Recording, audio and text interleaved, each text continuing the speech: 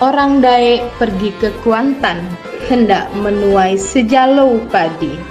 Nak dengar bincang perempuan, jomlah simak talk show Puan di Bumi. Assalamualaikum encik, tuan dan puan dimanapun berada. Jomlah simak bincang-bincang membahas isu perempuan di Riau, baik masalahnya dan juga prestasi. Bersama sahabat Puan dalam rancangan program Puan di Bumi.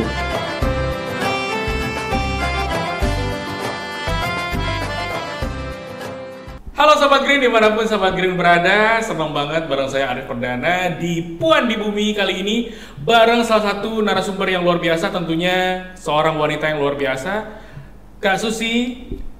Halo. Halo. Kak Susi Sidabutar, dan kita bakal ngobrol-ngobrol seru banget tentang, tentunya temanya tentang perjuangan perempuan berdiri di kaki sendiri demi ruang aman. Nah, ini tema yang seru banget dan kita bakal bahas bareng Kak Susi. Boleh kenal dulu dong, nama panjangnya Kakak mungkin siapa? Oke, perkenalkan nama saya itu nama panjangnya itu Susi Lawati Sidabutar. Tapi sering pakai nama panggung Susi Sidabutar. Oke. Sedikit saya kenalin kalau Kak Susi ini punya sebuah bidang usaha yang lagi beliau geluti ya.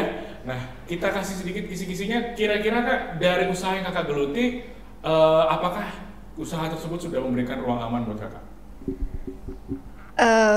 Saat ini belum sepenuhnya aman, tetapi ini menjadi alasan saya juga untuk memilih kenapa akhirnya resign dari dunia profesional untuk usaha ini.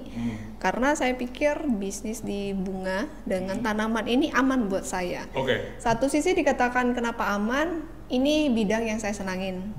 Kemudian saya melihat bahwa sebenarnya tanaman ini bisa jadi income, dan tidak sedikit juga ya bisnis tanaman atau bunga ini menjadi bisnis yang besar. Jadi saya pikir dengan apa yang bisa saya kerjakan sendiri, maksudnya tidak terlalu bergantung sama orang. Kalau misalnya mungkin saya bisa bergantung sama orang kalau saya bisnisnya besar sekali, so saya punya tim banyak. Tetapi kalaupun saya tidak punya tim, sebagai self-employed, saya pikir saya bisa menghasilkan income juga. Mungkin ya lebih dari cukup untuk diri sendiri ya gitu. Jadi termasuk safe deh buat saya. Jadi safe juga buat jiwa ya, karena Iya. mungkin punya passion ke tanaman juga mungkin kayak. Iya. Jadi selain safe buat jiwa saya, healing saya, itu juga bisa menghasilkan uang. Jadi berdiri di kaki sendiri, di hobi sendiri, menghasilkan uang untuk diri sendiri. Dan menciptakan ruang aman juga buat diri sendiri. Iya, benar. Keren. Karena kita bisa di rumah aja, nggak harus saya harus misalnya sewa di mall atau di mana. Karena buat pecinta tanaman atau bunga, dia kan kejar ke tempat itu langsung sih sebenarnya, supaya habitatnya kelihatan, itu lebih seru belanjanya di situ. Jadi gimana nih, boleh berbagi dikit nggak setelah memiliki usaha nih Kak? Ini apa yang Kakak rasain nih? Mungkin sebelumnya mungkin pernah berkarir di mana atau menjalani apa sebelum mulai karirnya di Shiflora? Oh iya, sebelum membuka usaha sendiri menjadi self-employed ya sekarang. Dulu saya berkarir sebagai HR, sebagai HRD. HR di hotel ya, lamanya di hotel. Tapi sebelum saya di hotel, saya tuh berkarir di banker juga. Di hotel kurang lebih 13 tahun, di bank 2 tahun kayak gitu. Jadi, tapi tetap berhubungan di HR-nya. Jadi dulu berurusan dengan manusia, sekarang berurusan dengan bunga. Gitu. Tapi jadi 15 tahun berurusan sama manusia ya, sekarang masuk ke bunga. Tetapi sesama makhluk hidup kan, mereka hidup kan, manusia hidup, tanaman juga hidup, bunga juga hidup. Wah, keren. Jadi apa nih Kakak rasain mungkin setelah resign dari dunia profesional, sekarang mulai ke self-employed, mulai ke dunia entrepreneurship ya. Apa nih mungkin yang Kakak rasain atau perubahan apa nih Kakak pernah jalanin atau experience juga? Kalau perubahannya cukup drastis ya, kayak dunianya jelas-jelas berbeda. Dulu di HR mungkin karena kita di HR sudah ada tim, jadi saya tuh orangnya thinker ya. Jadi saya punya planning program, nanti tinggal tuangkan sama tim, nanti tim yang eksekusi. Nah ternyata ketika menjadi self-employed, merintis usaha, saya tuh semuanya ya all in. Namanya juga self employed.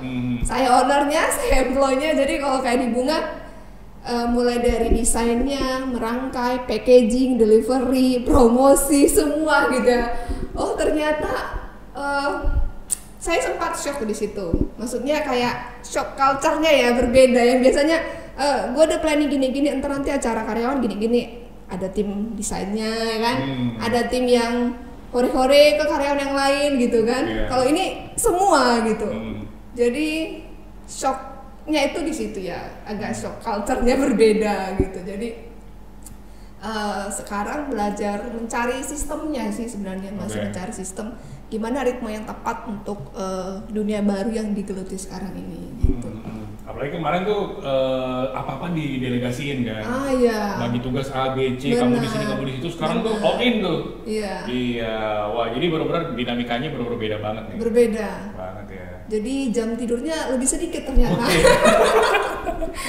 Kalau dulu pikir HRD itu udah capek banget ya gitu kan, tapi ternyata merintis usaha dari nol itu lebih susah. Apalagi kita bukan pewaris. Oke, tapi perintis kita ya. Perintis. Waduh, bukan pewaris. Semuanya harus diusahakan sendiri ya. Iya, benar. Terus aku jadi pertanyaan, jadi apa ya? Jadi mikir nih, kira-kira apa ya? Udah 15 tahun nih di dunia profesional nih. Jadi apa sih yang bikin kakak tuh pengen masuk ke dunia entrepreneur, kayak self-employed gimana? Ada beberapa sih kemarin pertimbangannya. Salah satunya mungkin mikir juga ya. Jadi perempuan nggak dipungkiri kita mau di perusahaan international chains kah, national chains kah. Terkadang panggung perempuan itu tidak seluas panggung laki-laki di dunia profesional yang saya temukan. Maksudnya saya mungkin ketika di HR udah di level manajemen kan ya, tentunya sangat selalu menjadi minoritas kan, di manajemen kita minoritas. Kemudian itu dari segi gender ya, dari usia saya juga minoritas ya, karena di manajemen saya termasuk yang muda, paling muda. Jadi kemudian mikir juga nanti kalau menikah terus berkarir-karir gini, kayak tekanan dalam pekerjaan itu semakin besar dan gak dipungkiri ya. Maksudnya kita juga di HR bisa melihat kondisi bisnis seperti apa yang diharapkan manajemen, dan kita juga harus apa juga ya, kita lihat pemerintah seperti apa mengarahkan SDM itu seperti apa, undang-undangnya. Jadi saya mulai mikir tepatnya gimana. Kemudian mungkin juga salah satunya dari kecil saya sering membantu orang tua saya ngurusin bunga kan. Ibu saya tuh suka tanaman, apapun yang dia tanam selalu bagus. Jadi kerjaan saya dulu dari kecil itu ngurusin anggrek-anggrek, nemani mama gitu ya. Kemudian kalau dibilang alasannya banyak ya. Terus apalagi alasannya, mungkin saya orangnya nggak suka stuck di situ ya. Oke, dinamis ya. Iya, nggak suka. Mungkin saya tahu mungkin kalau untuk menunggu beberapa waktu lagi yang dilakukan perusahaan pasti promosi jabatan gitu ya. Promosi jabatan, nanti kita makin tinggi jabatan kita, benefitnya memang disesuaikan, tetapi responsibel kita juga semakin luas. Dan melihat itu kayaknya nggak deh, belajar saya mencari kayak apa ya yang bisa dilakukan tapi bermanfaat juga, dan sayanya juga happy, dan saya memiliki waktu yang banyak gitu. Kalau saya lihat kan semakin tinggi jabatan kita di perusahaan, waktu kita itu nggak milik kita kan. Waktu kita itu milik pimpinan lah, milik perusahaan. Dan tentunya juga loyalitas yang diinginkan perusahaan kepada kita, semakin tinggi jabatan semakin besar. Kemudian satu lagi yang saya temukan ketika saya di HR udah bersekian belas tahun ya. Saya dulu kerja di hotel bintang 5.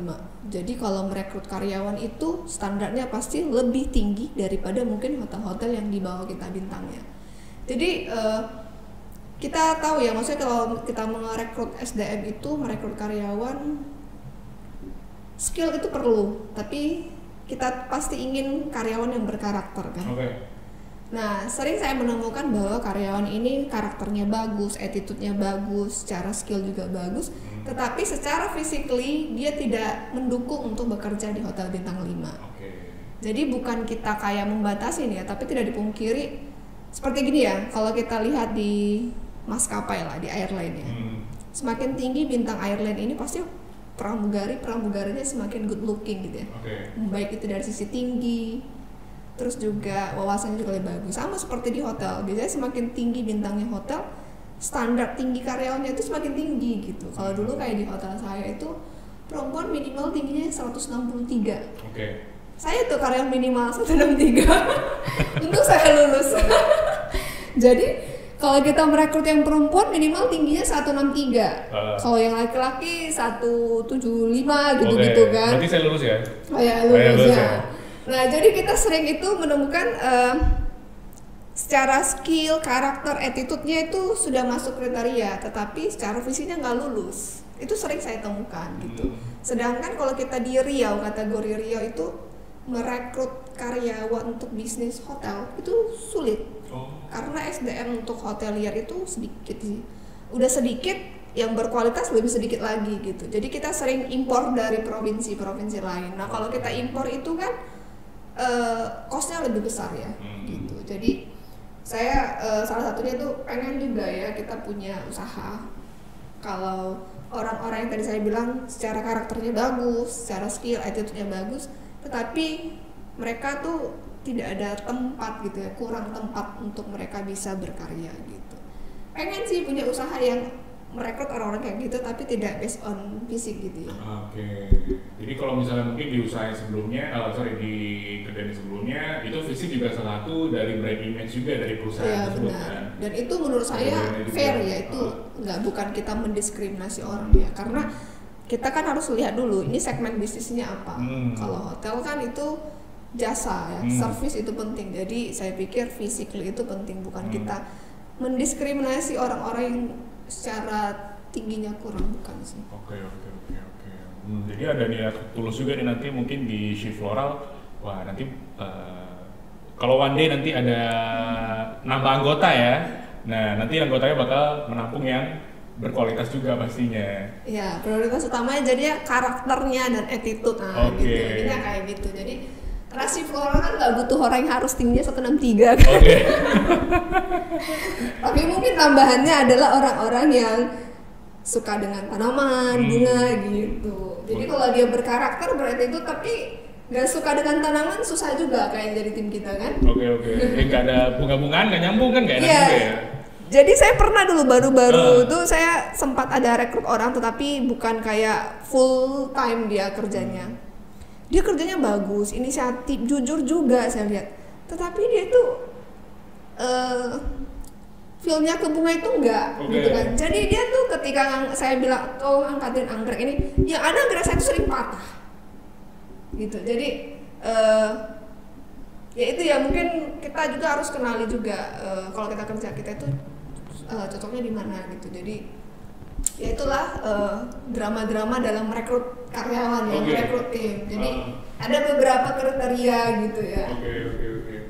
Wah, terus ini setelah dari dunia profesional sekarang ke dunia self employee, ini apa aja tantangan yang dihadapi nih?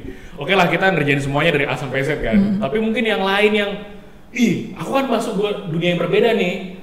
Apa nih tantangan yang dirasain di dunia yang lama sama dunia yang sekarang?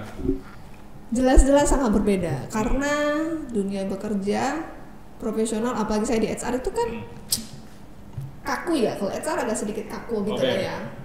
Ya, tidak. Sedangkan kita di bisnis ini harus fleksibel. Kalau saya lihat fleksibel, kemudian saya nggak bisa lagi mengikuti mau saya. Jadi kalau dulu misalnya kita dengan karyawan, ini kita harus follow karena ini regulasi pemerintah.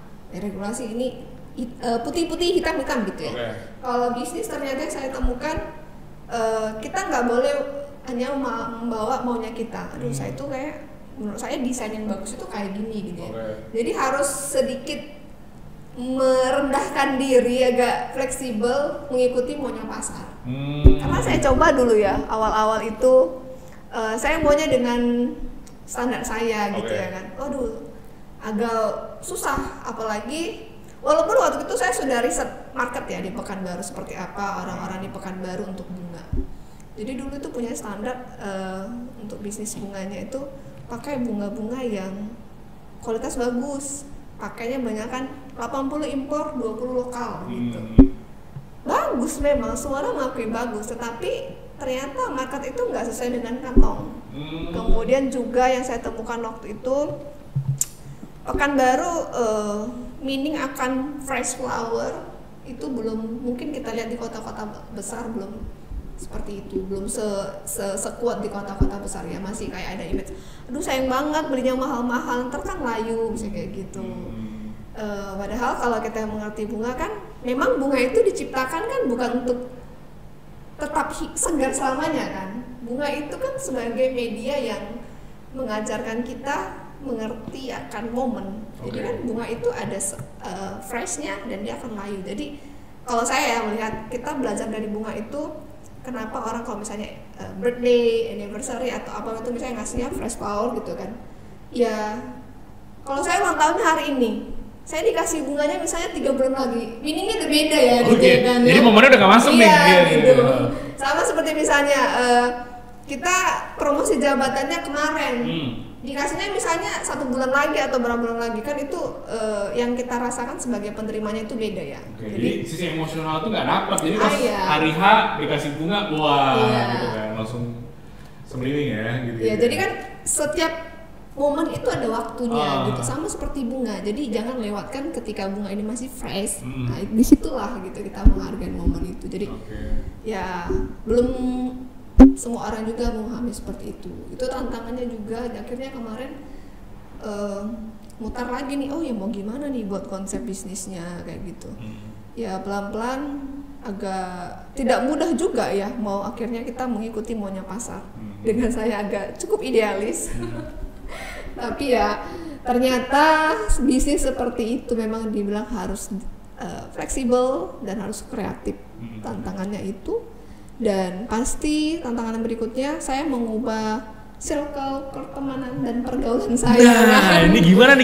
Itu yang berubah. Mau tidak mau saya harus ubah karena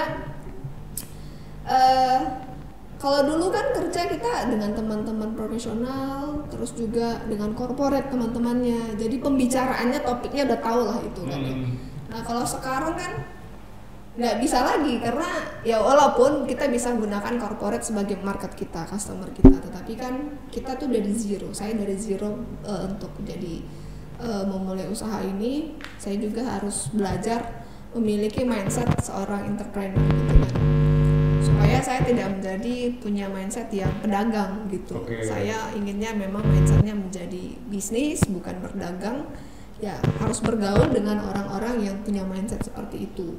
Nah mencari circle itulah waktu itu tidak mudah. Tapi bersyukur saya kenal ada satu orang, dikenalin karena akhirnya kita punya banyak teman-teman yang ternyata kita semuanya sedang berjuang dan itu menjadi semangat tersendiri ya dan nggak tahu. Jadi kayaknya seru ya memang kita cerita, gagal banget aku di sini gini-gini cerita. Jadi itu kita jadi bisa saling berbagi ilmu walaupun segmen bisnis kita berbeda kayak gitu.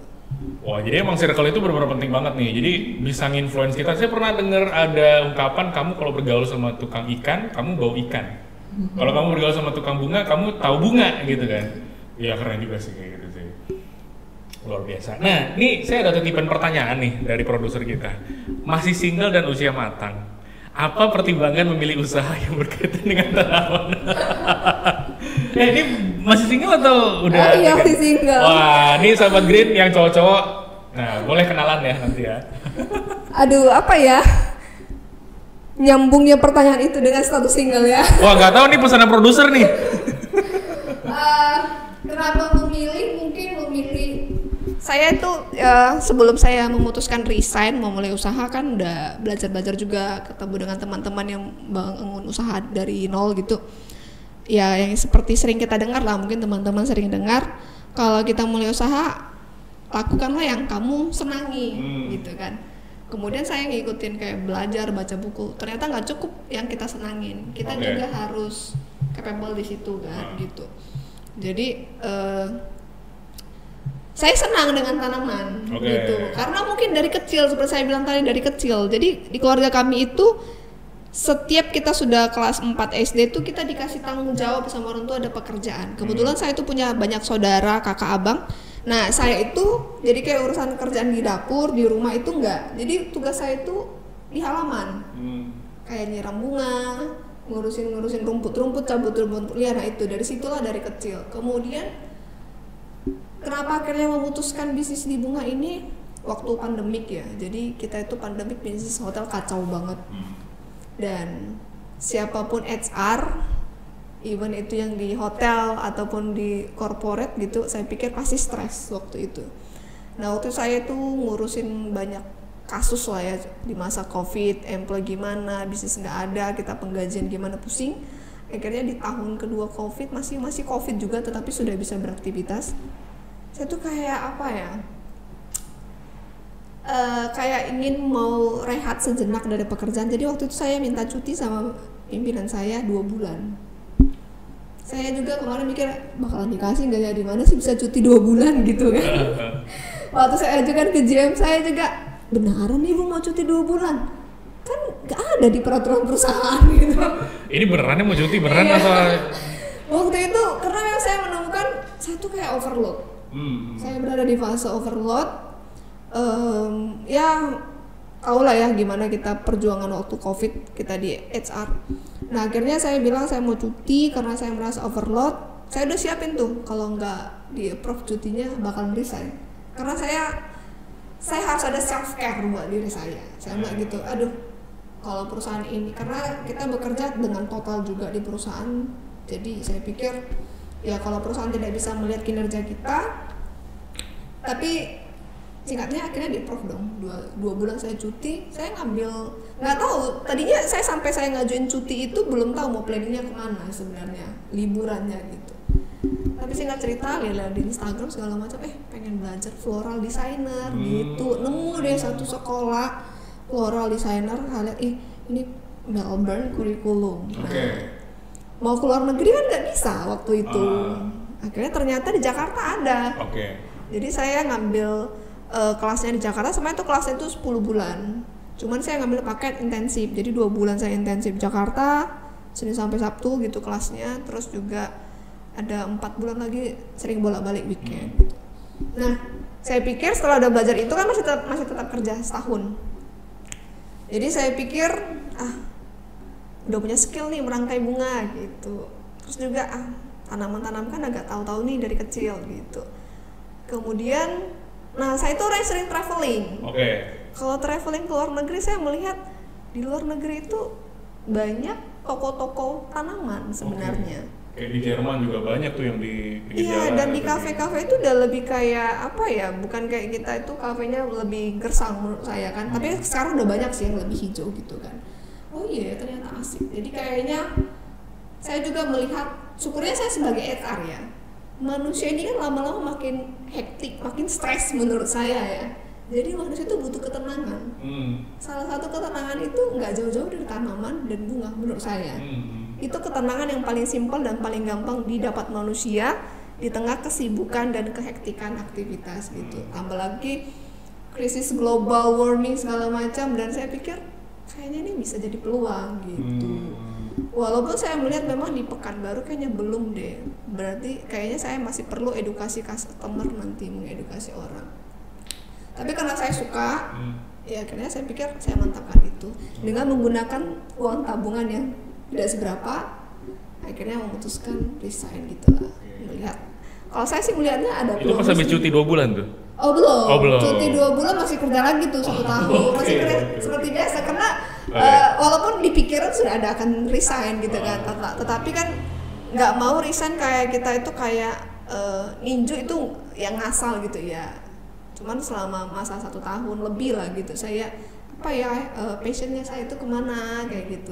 Masa kita HR nggak tahu passion kita kan lucu kan. Jadi saya juga menggali passion saya itu kemana, minat bakat saya kemana, dan melihat peluang-peluang bisnis supaya hidupnya bisa survive juga. Jangan ketika kita resign nanti kehidupan kita lebih tidak bagus kan. Kalau bisa kita resign itu kita lebih bagus lagi karena ada goal yang lebih baik yang akan dikejar gitu.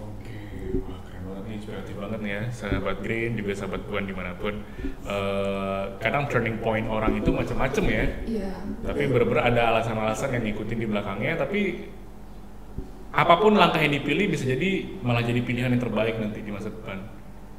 Iya kan? Dan kita ngomong-ngomong tentang isu perempuan nih kan. Nah, kita banyak denger nih tentang isu kekerasan juga mohon maaf pelecehan kayak gitu kan ke perempuan juga ke anak juga. Nah, ini kalau menurut kakak gimana nih tentang tanggapannya terhadap hal tersebut?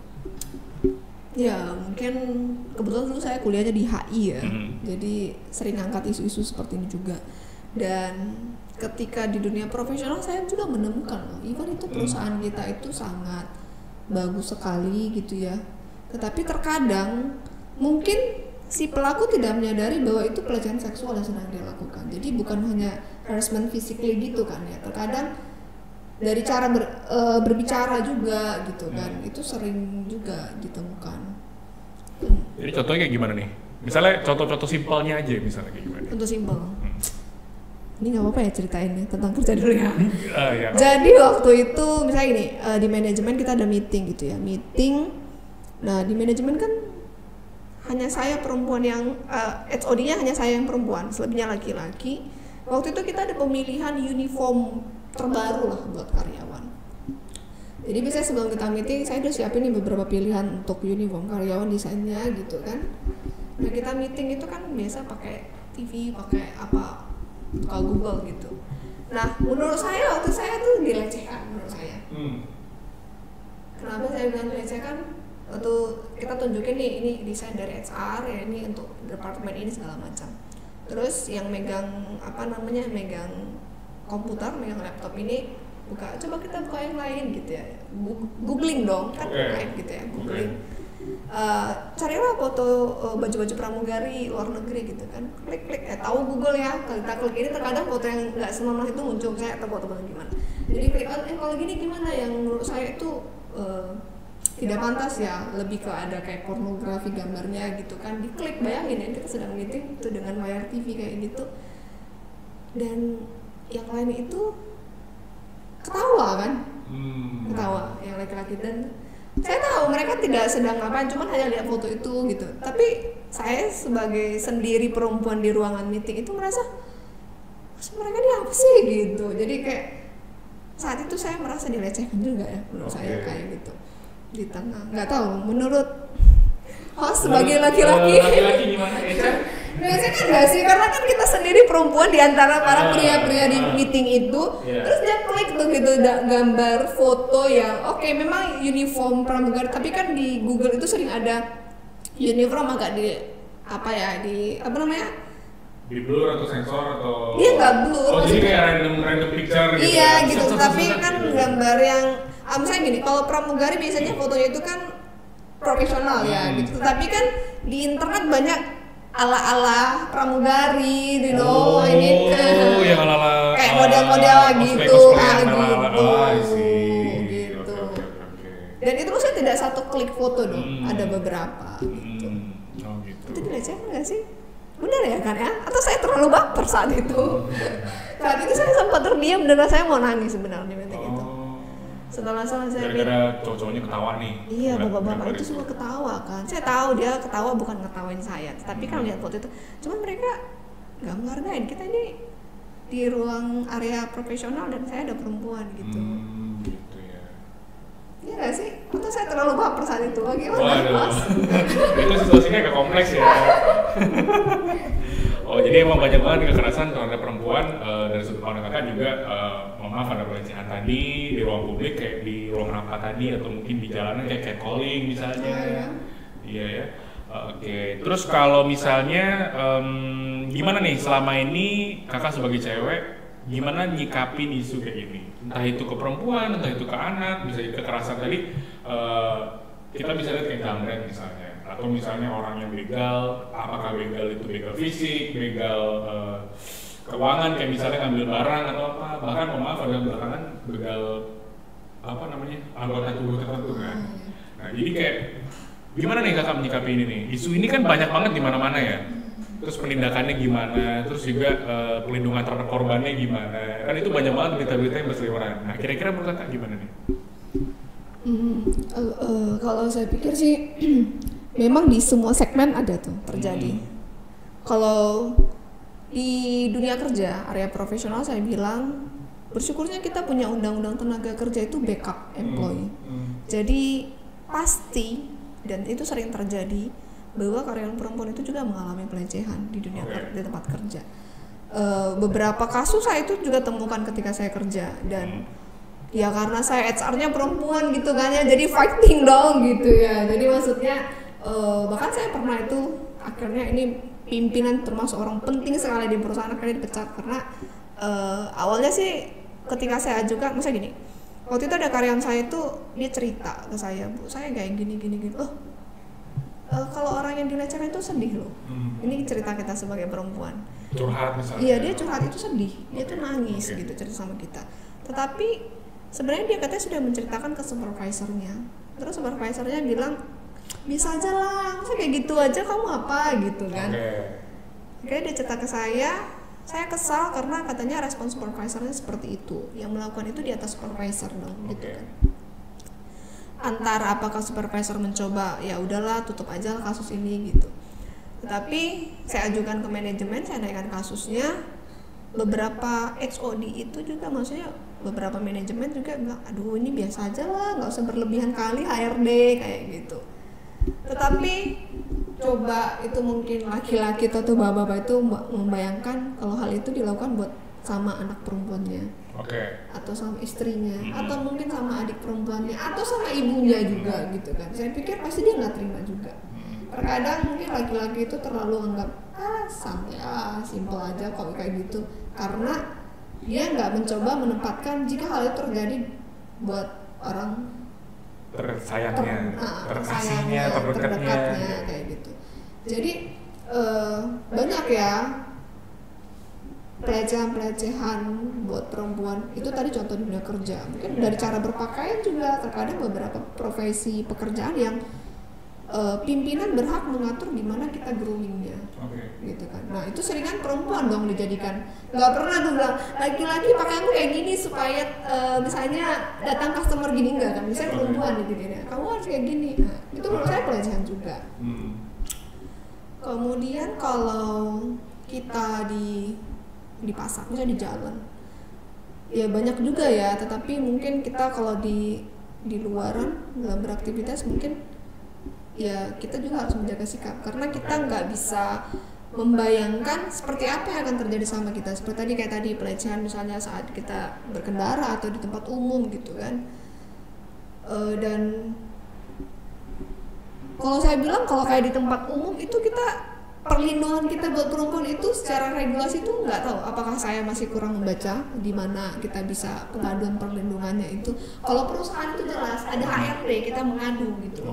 Kalau perusahaan kan jelas, kalau pelakunya adalah pimpinan kita, mau itu misalnya pimpinan nomor 1 di perusahaan pun, lu bisa ngadu ke HR.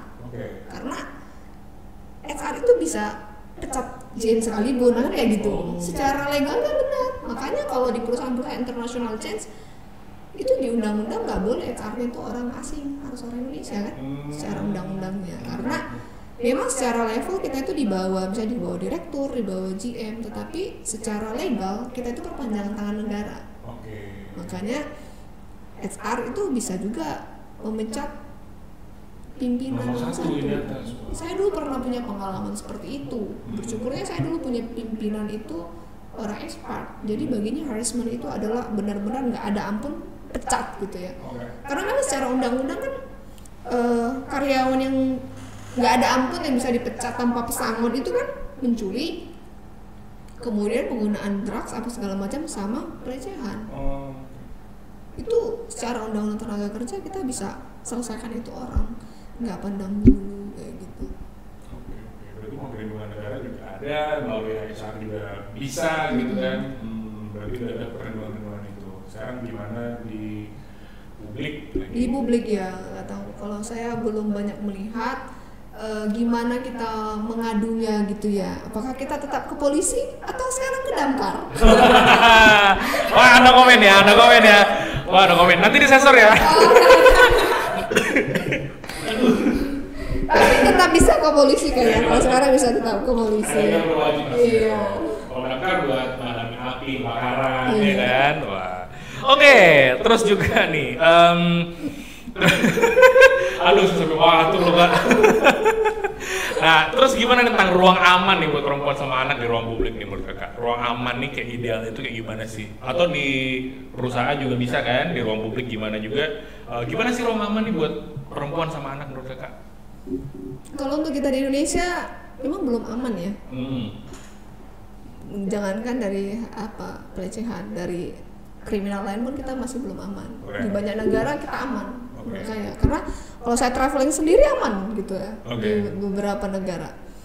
Nah kalau di Indonesia mungkin saya nggak bisa bilang banyak, cuman yang saya lihat apa yang dilakukan orang tua saya di keluarga kami itu 7 bersaudara, perempuan 2 gitu ya, banyak laki-laki.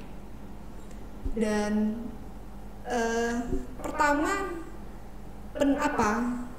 orang tua, bapak ya, ayah itu dekat sih sama kita. Saya pikir figur bapak itu dekat sama anak perempuannya itu penting.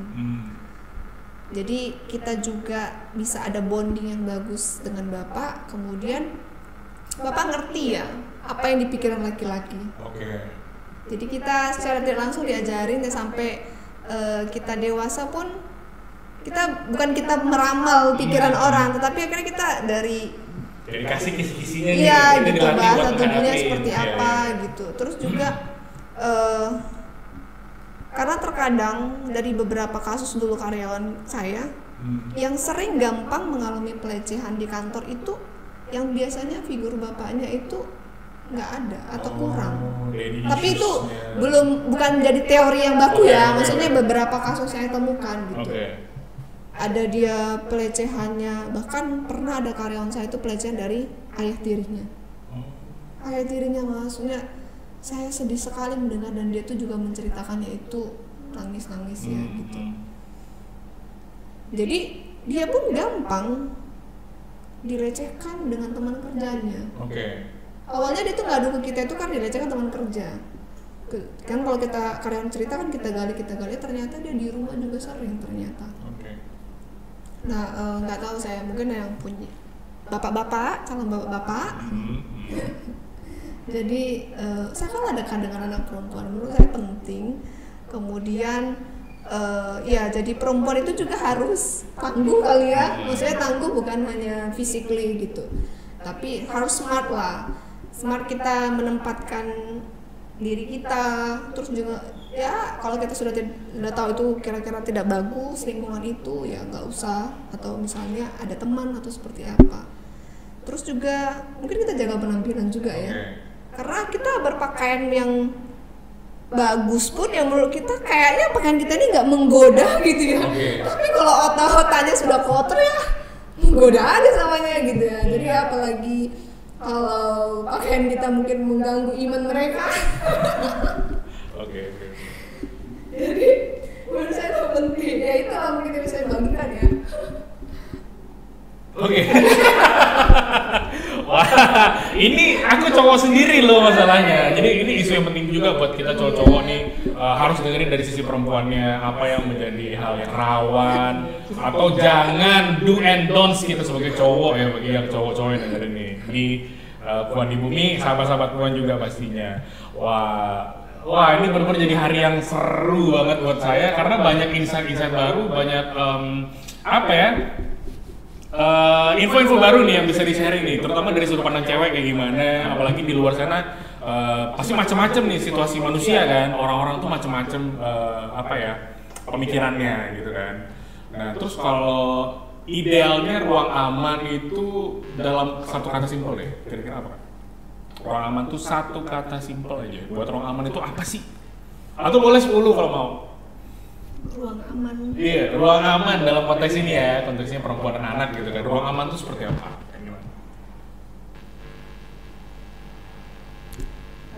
Mungkin ruang aman itu ada regulasi perlu. Oh, regulasi. Iya. Oke. Berarti aturan. Iya.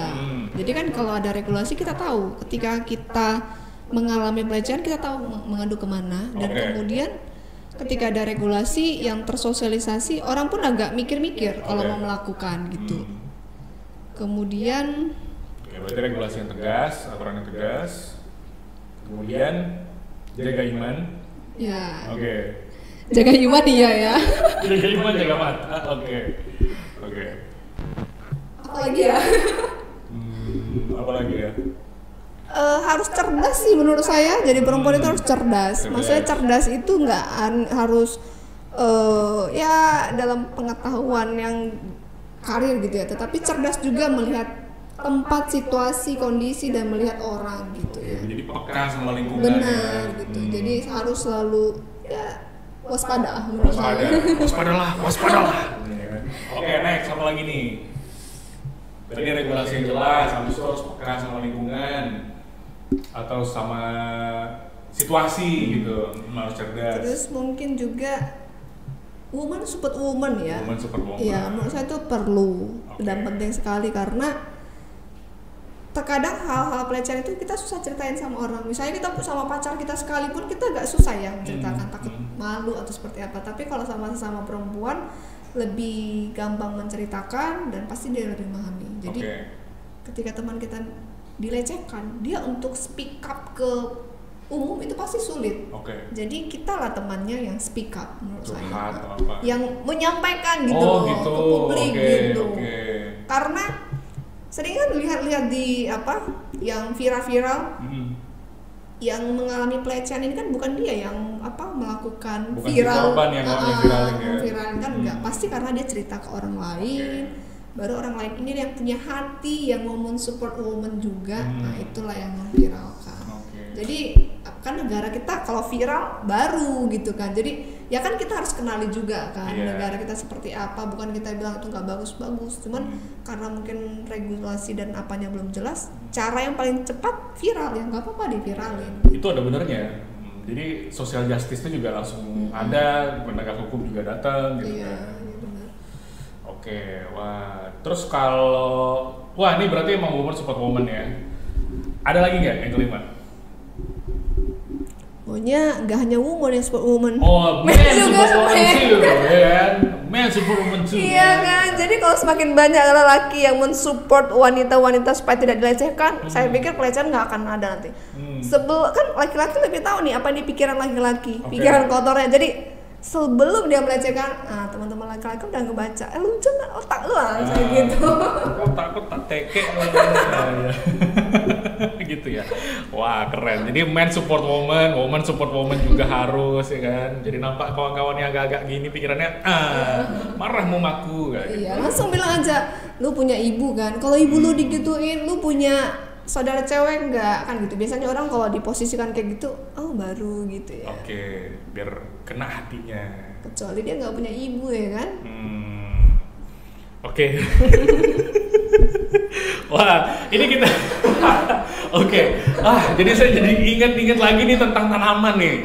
Dikit tentang tanaman. Kira-kira tanaman favorit dari kakak apa nih?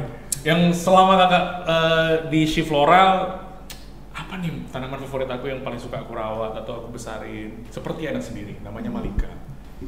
Kalau favorit untuk dirawat sebenarnya itu kaktus. Kaktus? Iya. Tapi kalau paling suka tanaman itu anggrek sih. Anggrek? Iya, itu kayak anggrek itu Kenawai? Iya.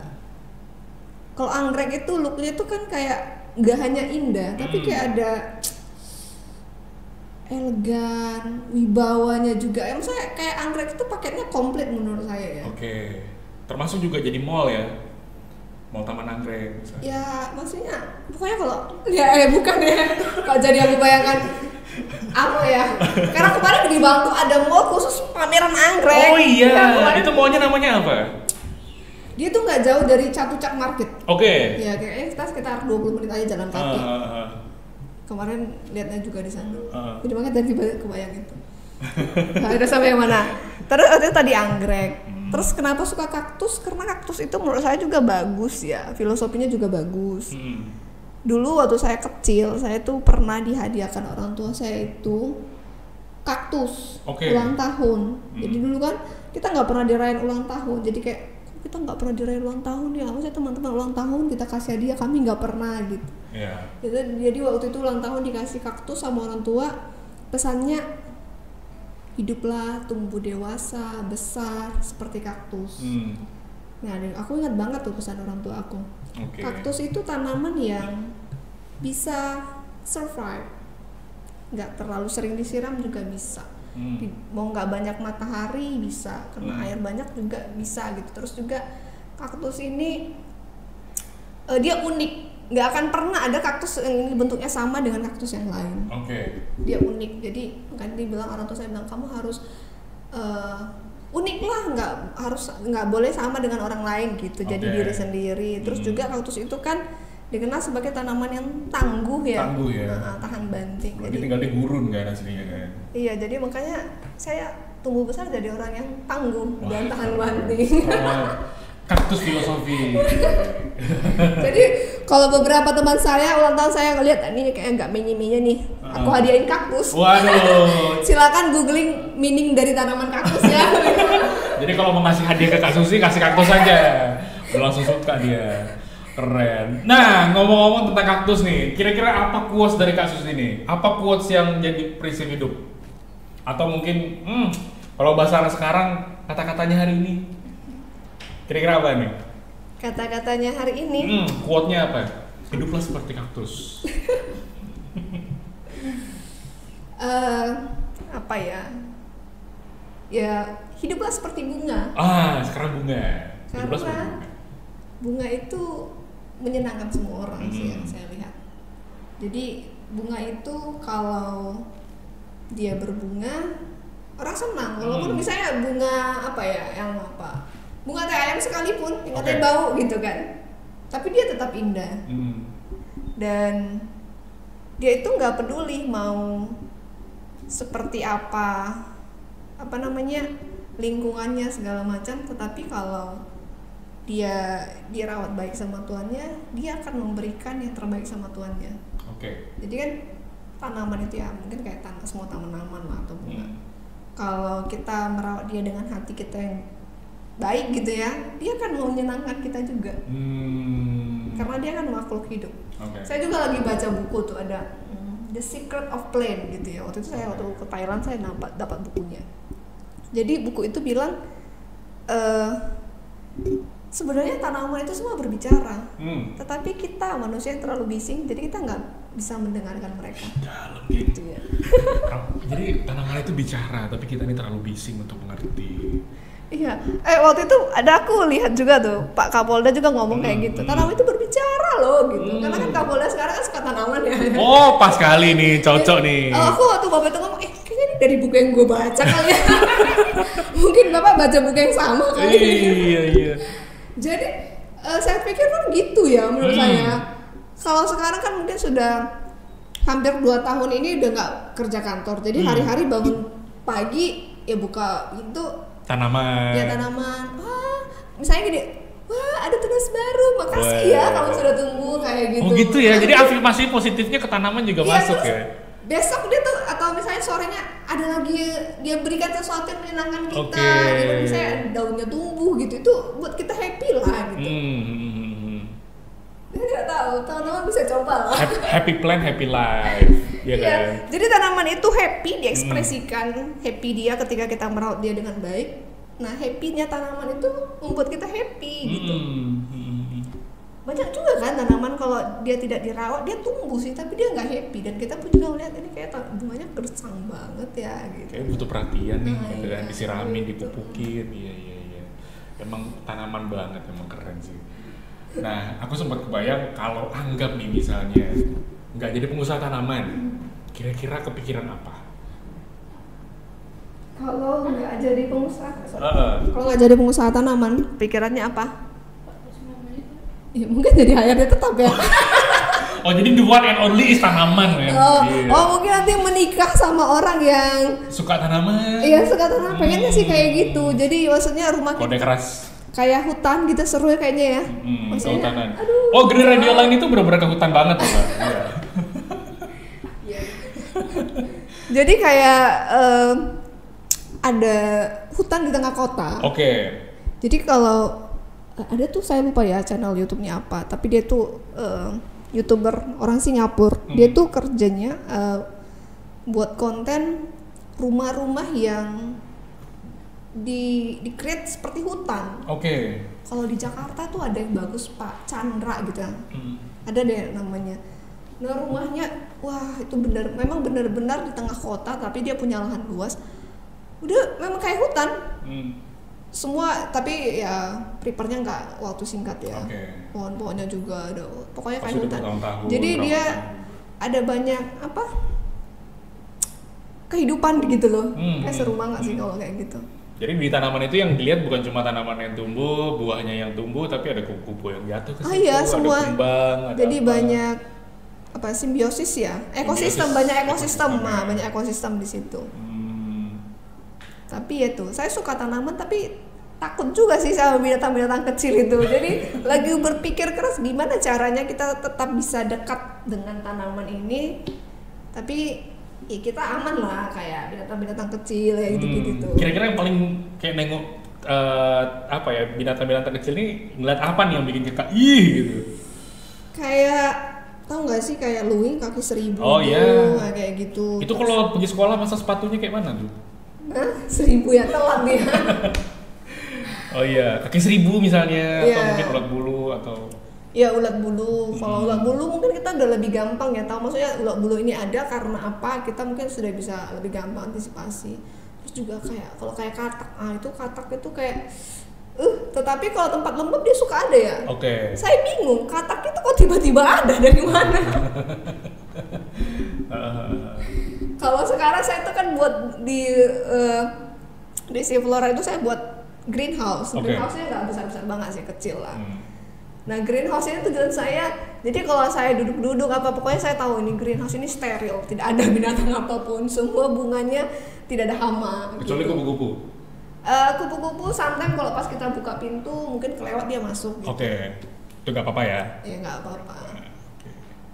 Tapi yang penting jangan ada katak, jangan ada kodok, kaki 1000. Iya, terus kadang cacing mungkin. Cacing sih aku udah bersahabat dengan cacing. Terus kayak lipan, scorpion gitu tuh. Scorpion tuh rada-rada emang rada-rada sih. Iya, tapi mungkin kalau itu kita udah lebih bisa screening lah ya. Jadi hewan-hewan kecil ini harus dihindari nih, karena bakal geli banget ya ngeliatnya ya. Iya. Oke, Sobat Puan dimanapun Sobat Puan berada, Sobat Green dimanapun Sobat Green berada, seneng banget hari ini saya ngobrol-ngobrol sama Kak Susi dari Sivlora, ngomongin tentang ruang aman buat perempuan dan anak, ngomongin tentang passion dia ke tanaman, hewan-hewan yang dia paling gitu ya ngeliatnya. Dan banyak banget hal-hal yang kita gali dan kita dengerin sama-sama di episode kali ini. Jadi jangan lupa untuk selalu dengerin greenradioline.id dan Sahabat Puan tetap nonton dan juga dengerin Puan di Bumi tentunya dengan narasumber-narasumber wanita-wanita hebat yang kita undang ke sini. Jadi sampai ketemu lagi di program selanjutnya. Sampai jumpa. Dadah.